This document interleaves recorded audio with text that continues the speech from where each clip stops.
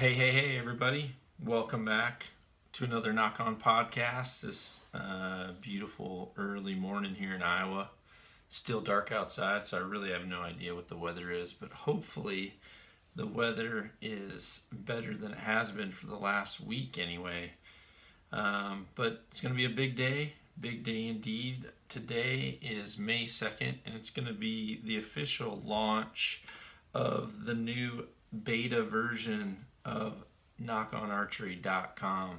So tonight at 8 Central Time on the Knock On TV Facebook page and possibly the Instagram Live, we will be live giving you a walkthrough and a demonstration of what the new platform is all about and how to navigate it, and then pretty much get everybody prepped, give everyone a few days to see how the website works, etc. I'll post those videos to all the pages, and then the plan is by Friday to actually go live where people can start jumping in and interacting. So this is going to be really, really cool.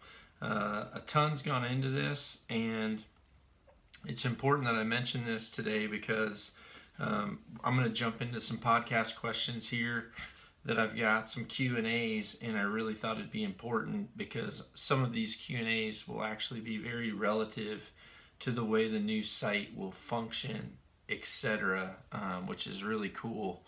But looking forward to this. Definitely have had a lot of help from my buddy Justin, a lot of help from James and Sharon and Brad Iverson and Bronco, and I've got a couple other guys out there that have contributed with some of the cooking side. My good buddy Dan has helped a lot with the artwork, but we're trying to give you guys a pretty decent look. There's so much content that's being loaded, and all of my older information, I think almost 4,000 pages, we've had to go through and actually reproof and correct and change over to some new Google formatting, etc.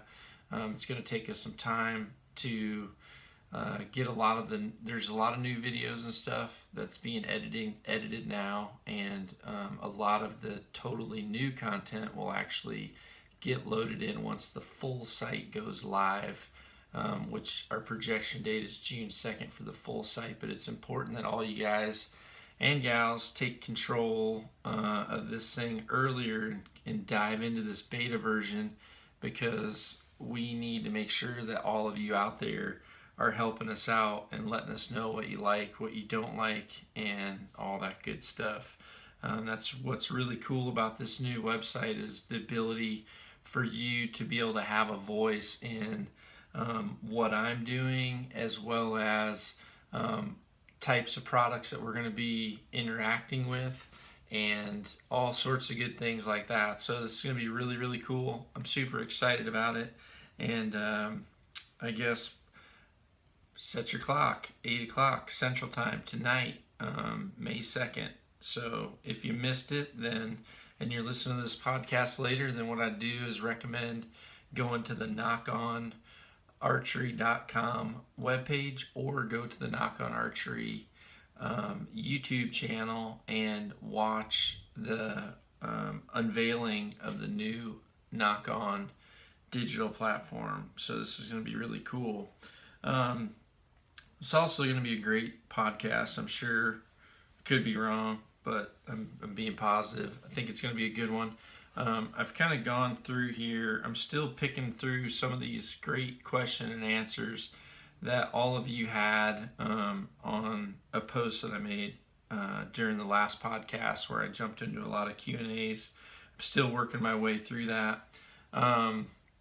So the first question I'm going to jump into here, got to make sure my brain's working good because this one's kind of in depth, is from Dan the Man Lesage, and he's kind of asking about how to, or maybe he was commenting, I guess, but there was pretty much a comment on there asking specifically about the definition and describing what F.O.C is and the importance of F.O.C.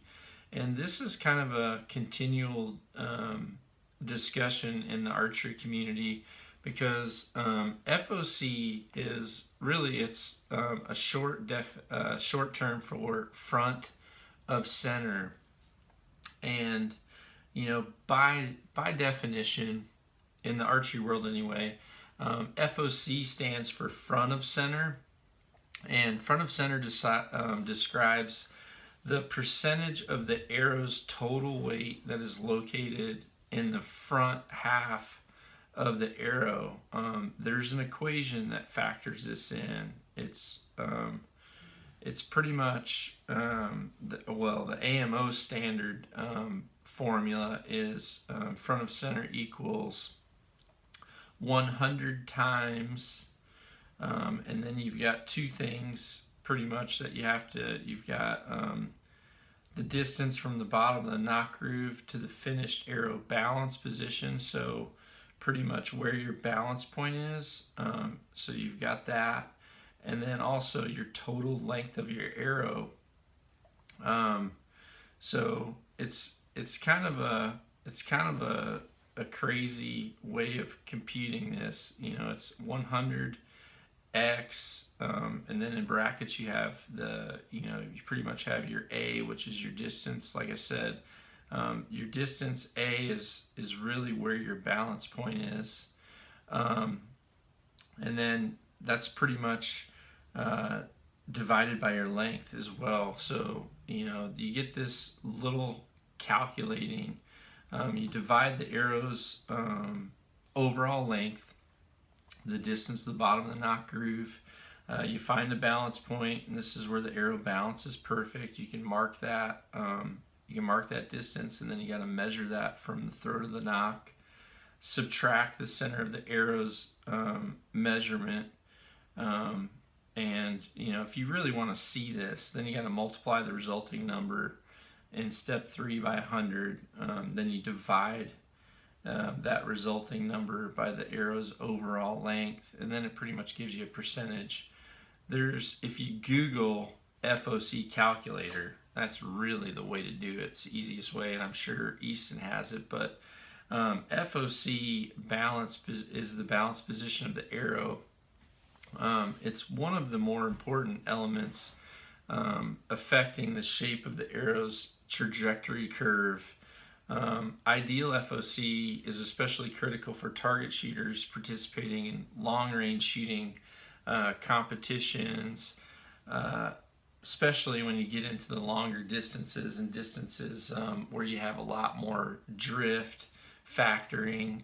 It's important with broadheads too, because there's a lot of people now that are starting to use much shorter fletchings for hunting situations. So with that factor, this F.O.C starts to really change how that arrow flies. And this is pretty important, because just recently, I mentioned Ryan Bronco earlier. Ryan and a couple other guys had came here for a shooting school weekend, and during that time we were working on Ryan's bow, and we were doing some slow motion videography, and we noticed the arrow flight on one of his particular arrow builds was pretty horrendous, to be honest. Sorry, Ryan. And it would almost be worth showing that video, because I might post that somewhere here soon. But the importance of that is it really showed how F.O.C and an improper F.O.C causes an arrow to really start to come out of the bow pretty horrendous, and then also it'll start to change how that fletch actually starts to operate. And like I just mentioned here, while F.O.C is less relevant in some bow hunting situations, it can be critical in others. Long range shots, shooting lower poundage bows, and then obviously, depending on your setup, different trajectory issues at the different ranges. It's generally accepted among archery experts that higher F.O.C. Does fly with, does fly better, but there are times where it actually will shed its trajectory and then actually cause that arrow to nosedive quicker. And an arrow with low F.O.C. Will hold its trajectory better, but sometimes it can fly erratically, and that's what we saw with Ryan's bow. Is although the arrow did they still grouped fairly good, so we're talking, the arrow still did relatively group good. It caused a very erratic arrow flight, and what happened was, as that arrow came out of the bow, it had some very erratic bends in it, and then as soon as those bends worked their way out at about 20 yards, the arrow just immediately, the tail dropped, and it just started to really lift, almost like an airplane, and go. And then as soon as it hit its apex, it just turned quick, almost like an evasive maneuver, and then just dove down at that point. So that F.O.C. was not optimal, and out of that particular bow, especially with that cam type, it kind of really caused some issues. And when you have erratic arrow flight like that, and you factor in a broadhead, which is trying to steer on the front, or you start to factor in wind, both of those things will, especially if you have an arrow that's lifting hard on the front, well, all of a sudden, if you have a very hard tailwind, obviously that's going to have super negative effects, because more of the arrow is pretty much laying flat to be affected by the wind. So in light of that, I actually want to just read an email I want to read a conversation that I have had with my good buddy James Park down in Australia. James is he's an amazing dude. I think he's got a doctorate in math. I could be wrong, but he's pretty much a certifiable genius in my opinion. But anytime I have any crazy archery concepts ticking around in my head, I run them by James, and he's one of the few people, him and George Tekmachov are pretty much the two people to where when it comes to actual mathematical equations or physics, those are the two dudes that I trust. And so I have done a lot of testing, and if you've been following some of the stuff that I've done, you know that I do a lot of trial and error, and I just did this just the other day. I was doing trial and error because I'm switching to an Easton Axis 6mm shaft. It's an all carbon. It's a 6mm, and what I liked about going to that arrow is that I now have the option to use a standard insert or the brass break-off inserts, which gives me the ability to shoot 50 or 75 grains in the front. So I built up arrows with all those different types of recipes, and then I took them out and I shot those at my 80-yard target, and I pretty much sighted in with the 50 grain brass, but then I shot the standard brass, and then I shot the heavier brass, and I pretty much wanted to note how much difference there was in drop. And the difference between the standard insert and a 50 grain insert at 80 yards, the difference in drop was about 9 inches. And that is a fair amount, no question, especially if you're struggling to get distances with your setup, longer distances with your sight, your sight scale or your ability to move your sight up or down. However, when it comes to, it's only about 1 or 1.5 yards is what it was on my bow. So in other words, if I was sighted in at 80 with the 50 grain brass, I had to set my sight on 88.5 in order to hit dead center with the lighter insert. The heavier insert, the 75 grain, and the reason I haven't mentioned it is because because of my draw length, I'm right on the bubble of a 300 shaft being perfect spine-wise, or a 300 shaft being too weak. And once I went to that 50 grain brass, I immediately noticed that my arrows were hitting much further left than the other two combinations. And what that's telling me is that shaft's starting to get too weak, and when it starts to hit way further out of the rest of the groups normally will start to open up and start to flatten out horizontally too. So it just was an immediate indicator to me that the 75 grain brass was going to be too much. So I'm settling on the 50 grain brass, and comparing my 50 grain brass in the all carbon shaft versus like a 6mm FMJ, you're going to get a little bit more speed out of the all carbon shaft to begin with, which then allows you to put that extra weight in the front. That's what I really like about this shaft. And in years past, when I really wanted high F.O.C. arrows, especially for situations. And the reason I'm doing this is because I've got 2 hunts coming up. I've got my spot and stalk bear hunt coming up, and then I've also got an axis hunt, spot and stalk axis hunt up in the mountains in Hawaii. So I'm kind of banking on the fact that some of my shots are going to have to be longer than a tree stand situation. And I'm really not certain. At times up in BC, I've had to deal with high winds, and I'm really not certain what kind of winds I'm going to deal with. I've heard that it can get really windy on the islands in Hawaii, which is good for spot and stalk because it hides your movement, having everything blow around. But you need to have a little bit higher F.O.C. so you're not having to factor in as much with your wind drift in situations. However, in saying all that, I want to get back to where I was trying to talk about regarding my conversation with James. Through different testings like what I'm describing now, I have found that there are times where arrows that don't have the recommended F.O.C. So, and what I mean by that is, for example, Easton says that they really recommend arrows from 10 to 15%. A lot of experts will tell you 13 to 15% F.O.C.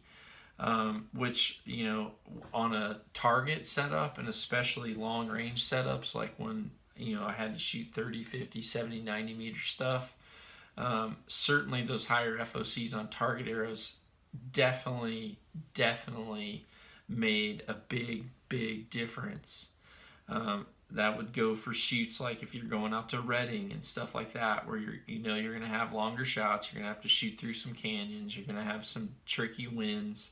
That F.O.C. is a big factor for not having you make a lot of mathematical decisions on how far you should aim off or how much you need to bubble, etc. But what I found in hunting situations with broadheads is that there's times where arrows that actually have a lower F.O.C. have worked better for me, and overall, for the overall picture, and especially on a nice day, actually perform a little bit better for me. So I'm going to read you this email that I actually sent James, because I've done several different tests with this theory and I wanted to check this theory with James. So my email to James is, I pretty much said, is there any way to make a quick drawing or something? Let's see here. Wait, let's hold on. Okay, let me see. I was reading that backwards. So, okay, I got to start right here. I had my email chain upside down. So, I sent James this email and I said, I have a theoretical question. For most arrows, we prefer a higher F.O.C., and with broadhead flight, it can be tricky because there's so many variables. However, I've found the arrows with higher FOCs tend to have less change when I try different cam types. However, on an arrow like an ACC, where I'm limited on my point weight options or insert weight options and the FOC is lower, it seems like longer fletching starts to give more control again. And what I mean by that, for those of you listening, is what I found is arrows with lower FOC. And what I'm talking about is if I have an arrow with a lower FOC and I have an arrow with a high FOC, both of these arrows are comparable. What I found is that the lower FOC arrow, because of the front point is not having so much control, that with that lower FOC, you're giving more control back to the fletching. So in those cases, would it be possible that the lower FOC, within reason, I'm talking within reason of like this ACC combination, not within reason of like what Bronco shot, is it possible that with the lower FOC, it actually allows the fletch to take over more control than the design of that broadhead, thus giving it more accuracy?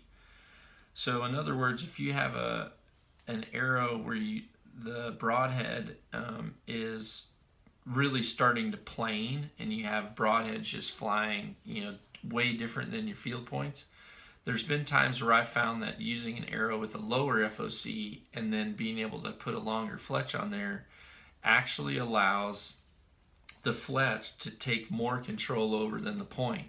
And keep in mind, I do know that if you put a longer fletch on any arrow, it's going to have more control versus a short one. I'm talking specifically about an arrow with high FOC with a long fletch versus an arrow with low FOC with long fletch.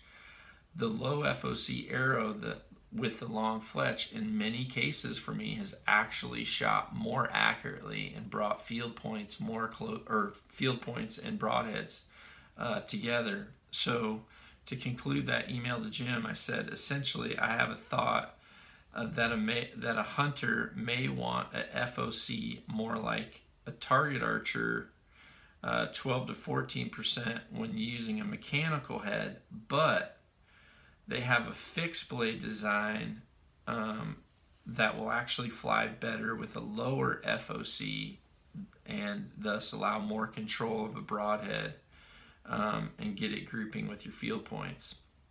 So James's response to me, and his responses to me always come from a very mathematical and physics related response, which is, and I have to give James credit for many of the things that I've talked about through the years.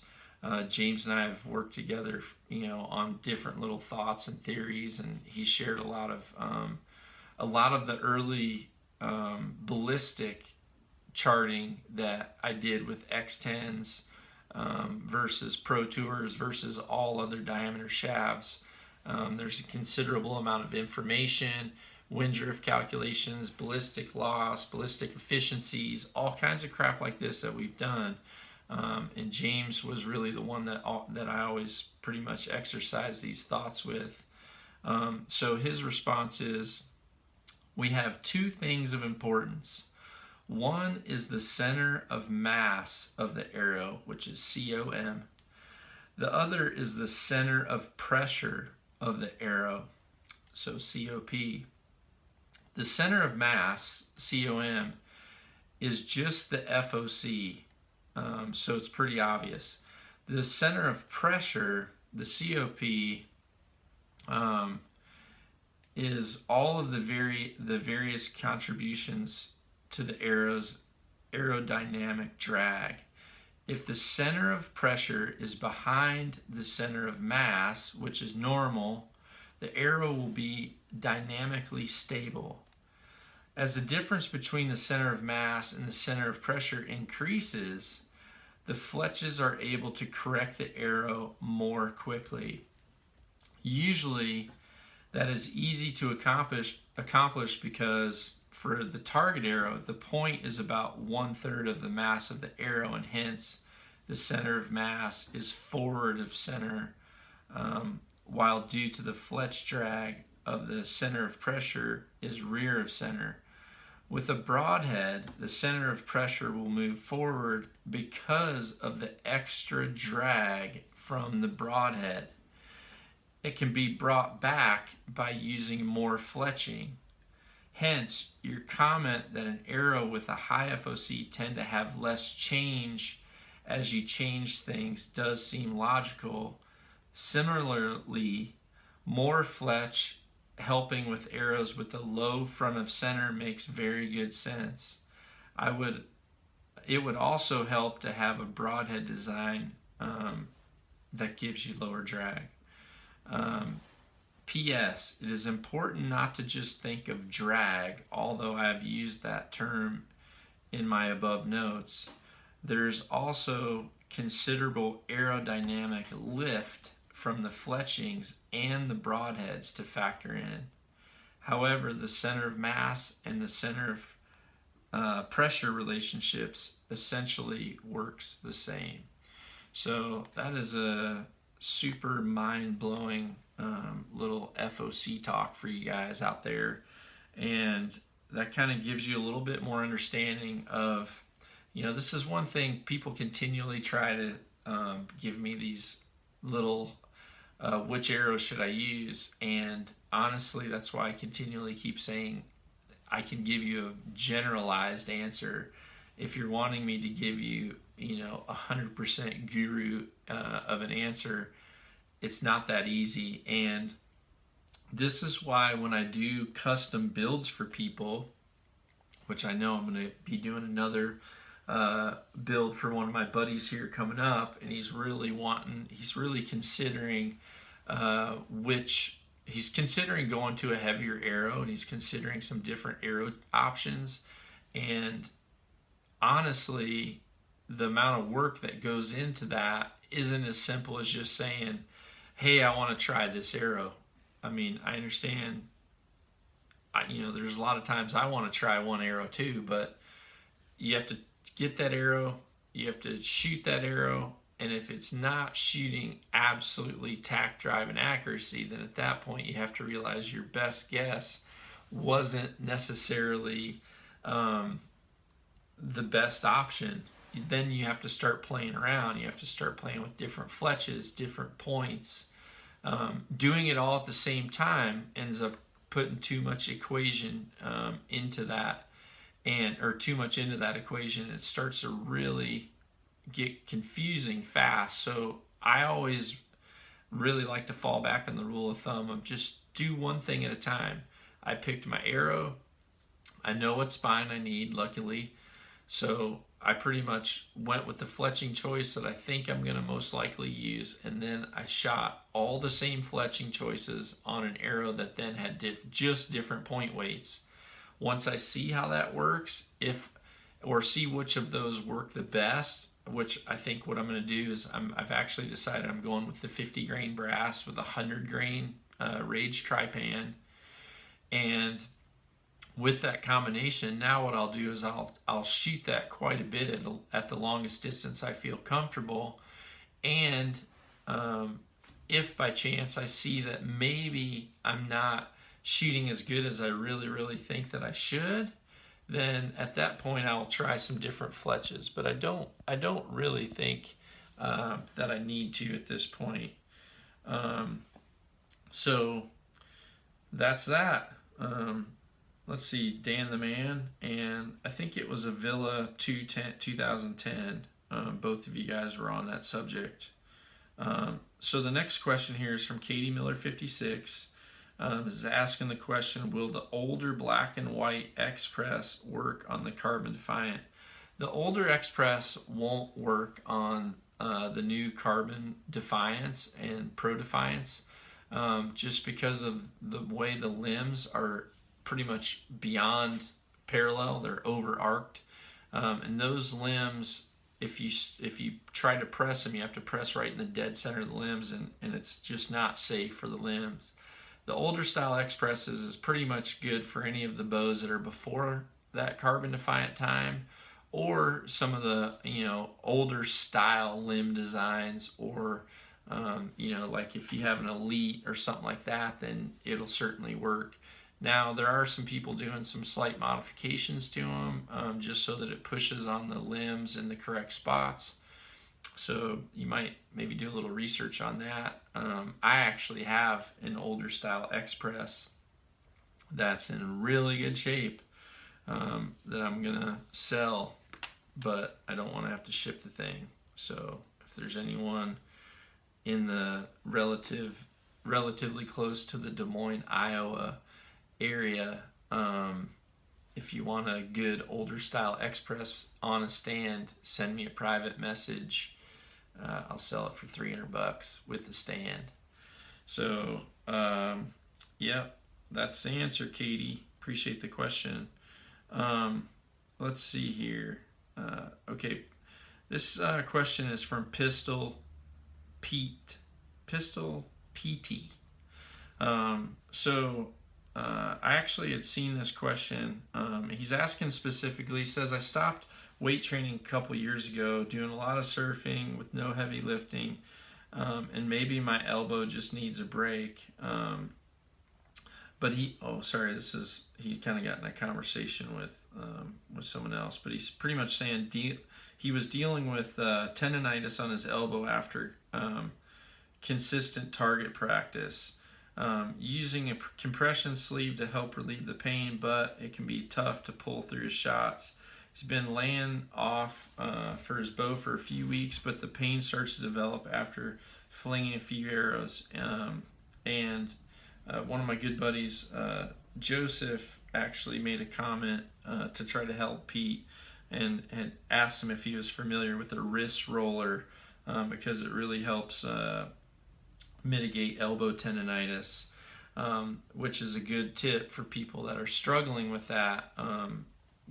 But what I will tell you is, we actually did a little discussion on this with Lucy in a previous podcast. I had Bailey Smith and Lucy O'Sullivan on the podcast, and Lucy struggled with the pain in her elbow. And once I made a few corrections to her form, her pain literally was gone in a matter of a few days. I think she was here maybe 4 days or so, and by the time she left, it was gone. So your front elbow position and also your rear elbow position, depending on where you have them, I mean, you are bearing load if you're shooting archery. So with any of your joints, if you're bearing load in a way that is not in a natural position, you're really gonna risk having some pain or some aches come into play. So that's why my teaching method, in my opinion, is so important, because I focus so much on structure and utilizing natural anatomy and natural bone alignment and anatomy alignment, to where you're not having impingements, or you're not risking extra pressures on tendons that can cause a lot of this. Now, in saying that, Pistol Pete, you are a perfect example, because I kind of scrolled through some of these questions to see exactly how many I can answer during this podcast. When I saw you ask this question specifically about that, I actually trolled your social media, and in trolling your social media, you have some very cool pictures. However, you do not have any pictures of you shooting. And so at that point, you pretty much take my ability completely away to tell you what you're doing right or what you're doing wrong. So this is where I'm going to give you the first little hint drop, the first little Easter egg at one of the big components of the new web platform. The new web platform is going to give you the capability to have that information sitting and waiting for me. So if by chance your question does get picked for a podcast or a video live feed or anything like that, you're going to have the ability to have that information sitting in a database for me to immediately pull up and utilize and be able to discuss with you things that I see or things that I think could possibly help you or things that are hurting you. Obviously, you're going to have the ability to let me know whether or not I can share that photo. However, that is a huge component to this, and there's a considerable amount of back-end work that's been done by the team here to get this whole thing started, and this is going to be really, really cool. It's literally going to give us this unlimited ability to function as a community, and really work on archery, learn archery, and evolve in archery with instant visualization, instant feedback. So one thing I'll tell you is hyperextension in the front elbow is going to cause tendonitis. If you're drawing your bow in a way to where you're utilizing bicep to pull more so than, if your elbow is lower than your shoulder as you pull back, and I'm actually videoing this podcast right now, which is going to be one of the benefits to those who are within certain memberships. You're going to have the ability to watch the podcasts on a video. Today I'm actually just sitting in my office, so there's not a whole lot going on other than the fact that I'm showing people on the camera arrow flight characteristics, or right now as I'm talking about drawing, they're actually getting to see how I'm doing this. Moving forward, I'll be able, once I'm in the school filming these video podcasts, especially when I do the private video podcasts for certain member levels, you'll be able to actually see what I'm doing. But I'm more or less, as I'm drawing my bow, if your elbow is below the shoulder, you start to utilize the bicep more so than the back and the rear delt. And in that position, you'll start to create some tendonitis on the pulling elbow.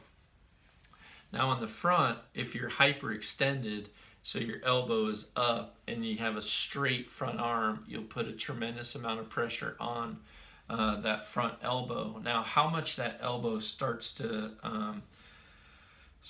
absorb, or I guess start to kind of transfer that vibration and frequency that your bow produces when you fire it. Your front arm's like a tuning fork, and the bow is the end of that tuning fork. And what happens is when you shoot and your string comes towards the riser, the string and riser come together, and that frequency kind of goes from the tops and the bottoms of the bow, and it rings down through it, the string's vibrating, and it pretty much sends that vibration right out the end of the stabilizer. If you have a stabilizer that doesn't have a suppression unit on the end, then that vibration then rings back through the body. So your bow design and your stabilizer design really start to factor into how your body is absorbing that vibration. Bows of the past, where the risers were fairly straight and the limbs were fairly straight, when they came forward like this, it was like a catapult. So they literally came and they stopped more at the top. So there was a lot of forward motion on your bow as it fired, versus now where your limbs are they're arced and they're beyond. A lot of the hunting bows are beyond parallel. When they get pulled back, the limbs barely bend, and when they fire, they just go up and down. So they literally, one limb shoots high, limb shoots low, and they cancel each other. Whereas before, they would catapult forward. So depending on your bow design, you could be transferring a lot more energy into your arm than what you could be doing if you had a more current bow, or probably a bow system that has less vibration. So back in the day when I shot some of the very first bows, like when I shot. I remember when the Matthews Signature came out. The Signature was kind of the first target bow. It had a long riser and had, you know, long limbs, but it was and it was a deflex style design, which a lot of people thought deflex bows were always more forgiving. And really, the deflex bows gave you a little bit more brace height. But those bows would launch forward. I remember one time I was at Jeff Hopkins' house.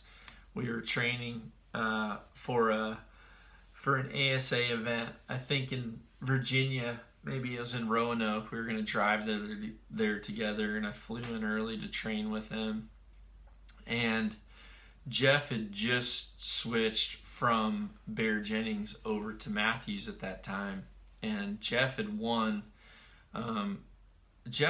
more ASA tournaments than anyone at that point. He was kind of the biggest prize winner in 3D archery, pro archery, and it was all with this Bear Jennings Omnicam that he had. And it was kind of one of those bows where if you shot 3Ds, you knew Jeff's bow just by seeing it because it was always in pictures. And, you know, he wasn't one to change equipment a lot. He had the same bow. So I go to Jeff's house. We were actually standing at the edge of his carport. I just got there, and we were just kind of putting our bows together and starting to shoot. So I kind of undid my bow case, and right as I undid my bow case, I looked up, and like mounted up on his kind of above his worktop and stuff in his garage was Old Faithful, his Old Faithful bow. And I go, oh man, is that the infamous Bear Jennings? And he's like, yep, that's it right there. And I said, oh man, that's cool. And then as I said that, his phone rang. So Jeff goes, grab it, dude, grab it. The arrows are right over there in the windowsill. And I go, oh, okay. So I grabbed the arrows out of the windowsill. And meanwhile, back then, the phones still had cords on them. They weren't cordless. And Jeff went in the house, and he was talking on the phone. And then he kind of came to the door, and the cord was about maxed out. And he kind of was like kind of gesturing like, you know, shoot it out take a shot. So I'm standing at the end of Jeff's carport with this bow that's like Old Faithful. I load an arrow up, and literally as I load an arrow, Jeff turns around to like kind of head back into the house as he's talking to whoever he was talking to. And I draw that sucker back and put that pin on that target, and I started pulling on the release. And when that thing went off, it felt like a damn, I don't know. It felt like literally like a tuning fork with a 20-foot bungee cord attached to it. That thing launched out of my hand, and Old Faithful was just somersaulting and ass over tea kettle right down his driveway. And I'm sitting there running behind it, trying to like grab it before it just totally blows apart. And literally I grabbed the thing on the last bounce, and I'm kind of looking at it, making sure I haven't like chipped the cams or the limbs or nothing. And I just started dusting that thing off. And kind of as I turned around and started walking back in the garage with it, and see, Jeff always shot a wrist sling. If you look back to old photos of us shooting back in the 90s, everybody had finger slings or wrist slings, and the reason is because those bows just launched. And I was so used to, at the time, shooting a more parallel limb bow. Once like the perimeter weighted technology cams and stuff like that started coming out, you just didn't deal with that. So I mean, even now I don't really have to shoot with the wrist sling because you don't have that. But if you have an older model, you definitely run the risk of having a lot of that vibration.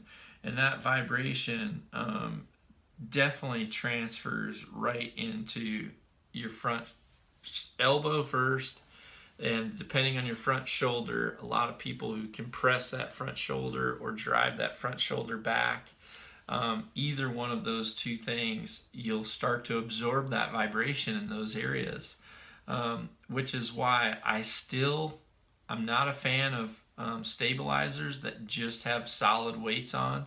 I really like suppression. I think putting some type of a doinker device on your bow and allowing the weight of your stabilizer to dissipate, or the weights that are on the end of a suppression unit, like a doinker unit or something.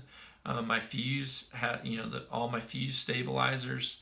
I'm still shooting a lot of the older fuse stabilizers just because I really loved the suppression units that were on them, and then I put my weight out there so that vibration literally channels through the rod, and then as soon as it hits that rubber piece, that weight on the end just kind of flutters out that last little bit, and it doesn't radiate back through your entire body. So Pistol Pete, you definitely have some cool looking pics, dude. Doing your yoga moves, catching crayfish, actually you holding big fish up.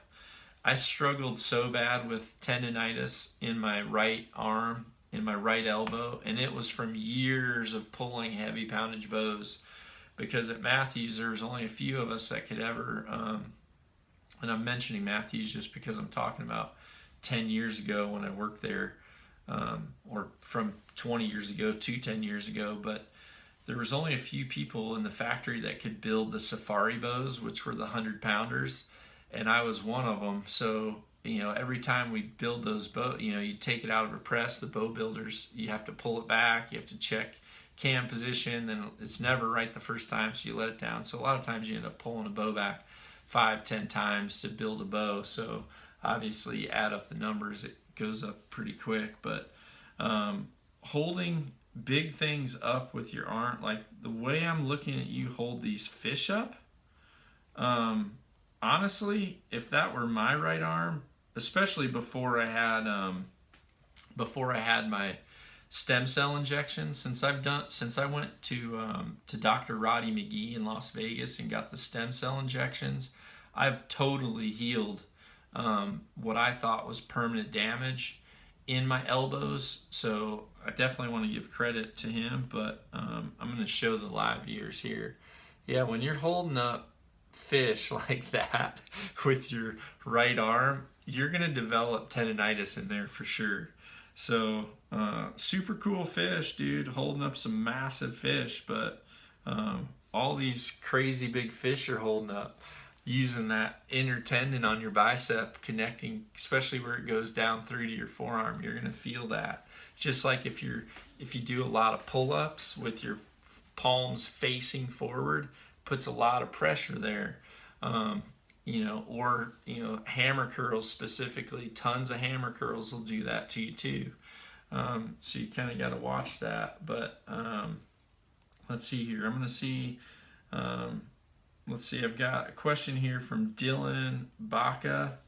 Dylan's asking, what's your favorite shot? Mainly shot angle. Broadside, quartering to, or quartering away. So definitely not a fan of a quartering to shot.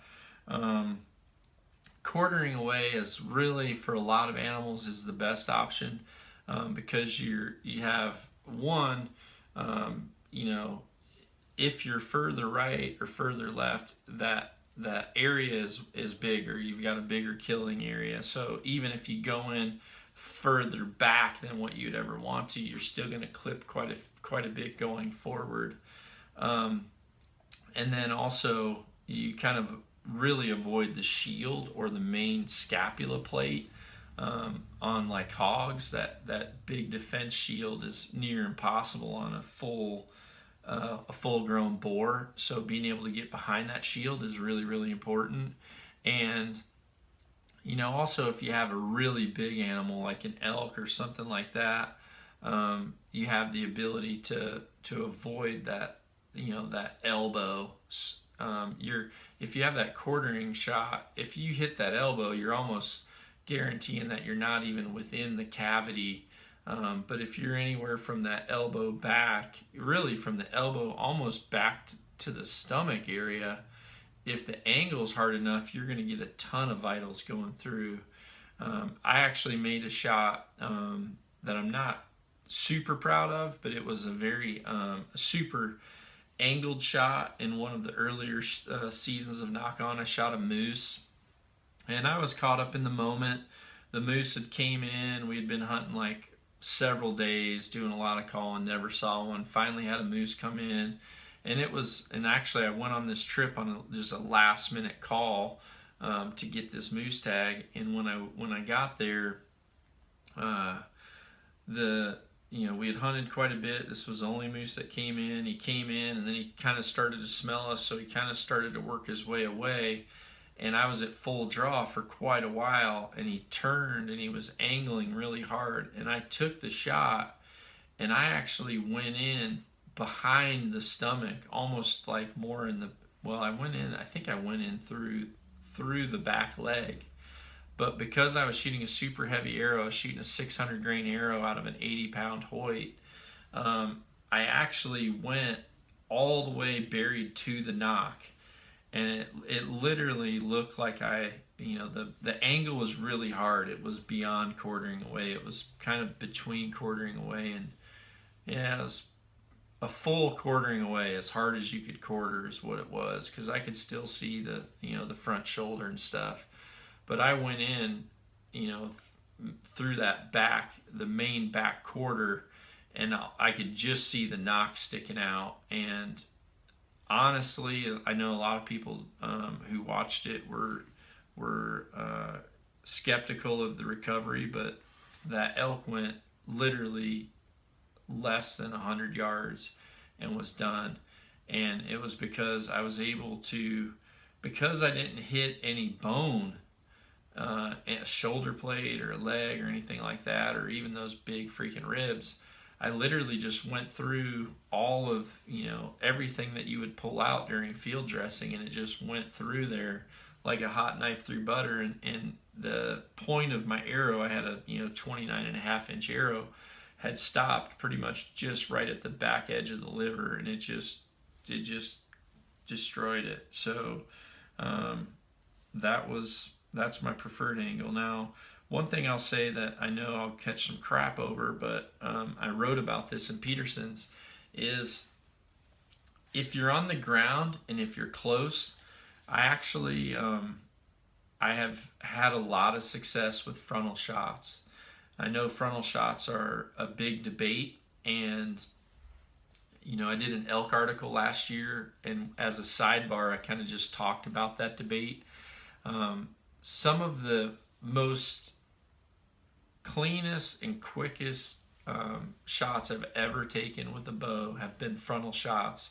They've always been when I'm on the ground level with that shot. I don't like that shot at all from an elevated position, because if you have a frontal animal and then you're trying to shoot down at an angle like this, if the animal drops its head to spin out, a lot can go wrong. But a frontal shot, like the biggest muley I've ever shot, and several, actually, one of the elk that's here in the office, I shot both of those inside of 10 yards, so at 7 yards, both of them, straight frontal, and it was devastating. But you really need to do your research on that. And again, you have to be level with them on the ground. Let's see, the last question. I'll do two more questions here. The second to last question is, do you shoot? This is from Jason_Goodman 71's asking, do you shoot lighter poundage on turkeys? I personally don't shoot lighter poundage on turkeys, but I know that you certainly can, especially if you're shooting a fixed blade head. If turkeys, the thing with turkeys is if they fly off or if they just start running, even if you hit them in the vitals, it gets really hard to see them, especially depending on the types of terrain you're hunting them in. So with turkeys, if you're shooting a fixed blade head, it's not a bad idea to have that head stay in there, because as they're running, it's grinding around and doing more damage.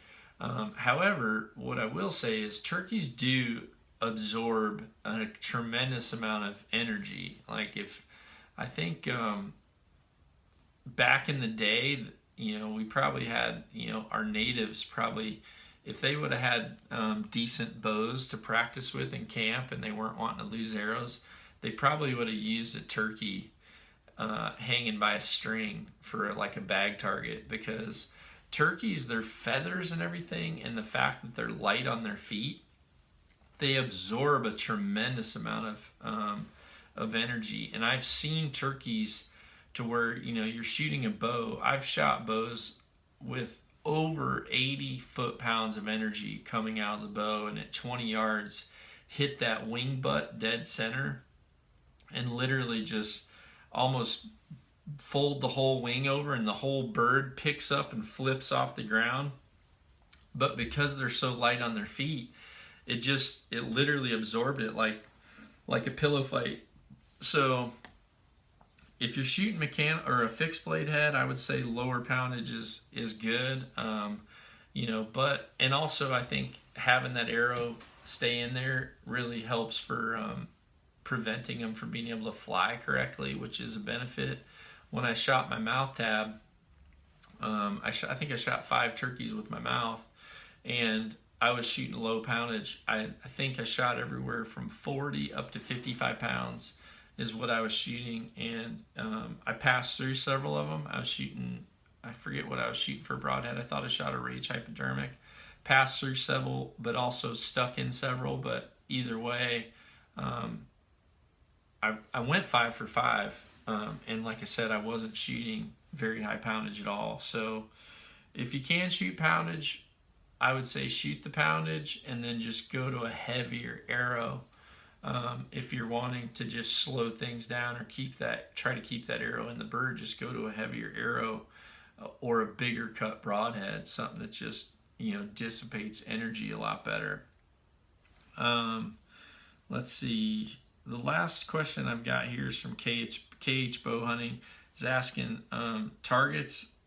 Let them know targets that can withstand micro diameter arrows.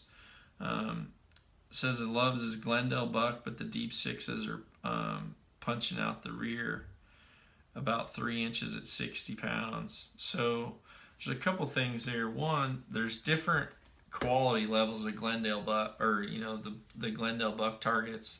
Some of them are much narrower than others. Obviously, the real big one is going to give you a lot more area. But micro diameter arrows are going to do what they're supposed to do, and that's produce a lot of penetration. They're going to penetrate well. So I really try to move my aiming spots around on my targets. Otherwise, there's a couple things. One, I don't really like shooting arrows at the same target all the time. Especially if you're inside of 50 yards. It's just from a safety point of view, it's not the best having multiple target spots up there. I know that mentally you want to learn to aim at the right spot, like say my elk that's down there at 80 yards, but I've also got a mule deer that's down there at 90 yards. And there's times where when I've had that mule deer close, I might shoot for the ASA 12, but then my second arrow I'll shoot for I'll shoot an upper 12, then I'll shoot for a center 12, then I'll shoot for a lower 12, or I may shoot it like a seam, or there's been times where maybe you've seen targets that I've had where I've got like black dots on their butts. I'll just utilize as much fresh foam as I can, and not shooting multiple arrows into the same spot really helps prevent you pulling full chunks out of the target, which is going to be a problem passing through.